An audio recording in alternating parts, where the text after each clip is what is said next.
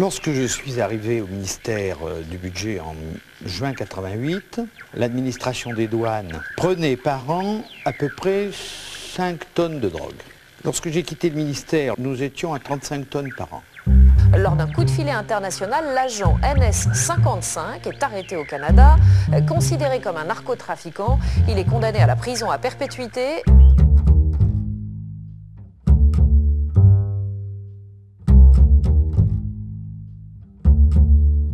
Moi, je suis parti en guerre, entre guillemets, avec, je pensais, un pouvoir politique qui me soutenait, qui me soutiendrait, qui assurerait le service après-vente, mais il n'y a pas eu de service après-vente.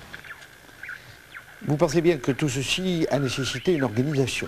C'est-à-dire qu'ils m'ont mis sur les rails, ils m'ont financé, et puis au moment où ça devenait emmerdant, on se retire. Ah bah non, il n'est pas fonctionnaire, donc bah non.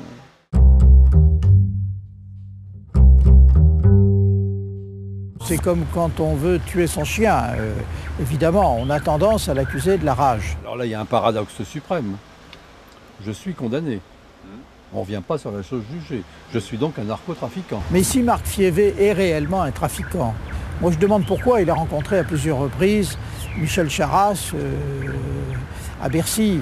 Un ministre ou un ancien ministre qui lit dans la presse Charasse m'a lâché émanant d'un narcotrafiquant se devrait de se féliciter. Bah, c'est normal que je l'ai lâché, c'est un narco. Oui, bien sûr. Non, il porte plainte pour diffamation en disant « J'ai jamais lâché un de mes hommes !» Bah, si tu m'as lâché. Ah ben je savais pas. Bah fallait t'informer mon garçon. Michel Charasse, vous ne souhaitez pas parler de l'affaire Marc Fievé.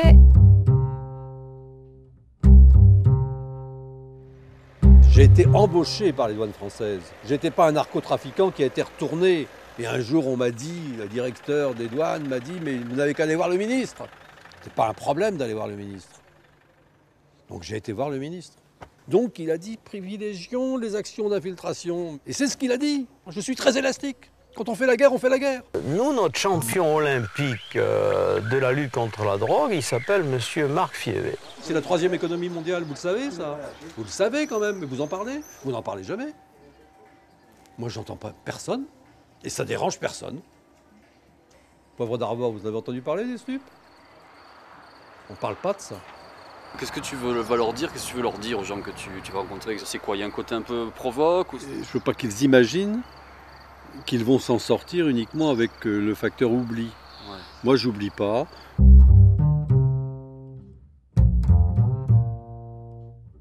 Je fais un tour de France, c'est pour alerter, pour que les médias de nouveau rebondissent. On a bien parlé de votre bouquin déjà. Bon, ben oui, mais pas assez. Tout le monde se tire. Mais moi, j'ai fait 11 ans de tôle et j'ai pas à les faire. J'ai une décision de justice qui dit que c'est pas un narco. S'il a fait, en fin de compte, si c'est infiltré, c'est pour le compte des douanes. Cherchez l'erreur.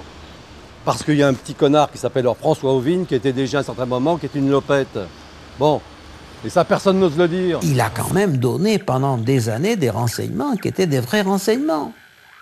Donc il a rendu des services, et c'est pour ça qu'on a continué à l'employer. Avant, j'étais quelqu'un d'autre, j'avais une autre vie, j'étais quelqu'un tout à fait normal, payant ses impôts. J'étais pas un barbouze, j'étais pas un militaire dévoyé, j'étais pas en rupture de banc. Alors si on l'a continué à l'employer comme aviseur, c'est qu'on ne va pas considérer qu'il était pourri. 11 ans de prison. Oui, 11 ans de prison. Qu'est-ce que vous pensez de la fusion des services secrets? Moi, je suis très content. Tous les démocrates pensent qu'il faut surtout pas réunir les pouvoirs, ce genre de pouvoir dans une seule main. S'il n'y avait pas eu en fin de compte les bourses de tir interservices spéciaux, jamais je serais rentré en prison. Et si je n'avais pas travaillé pour les services spéciaux français de Bercy... Alors comment faire pour réguler ça? Ah ben pour réguler ça, il faut avoir en fin de compte des gens à l'éthique morale certaine et pas incertaine. Parce que la mentalité française est telle que la lâcheté est devenue institution. Tout le monde reconnaît que j'ai apporté des services inestimables à la douane et on me jette comme une merde. Non.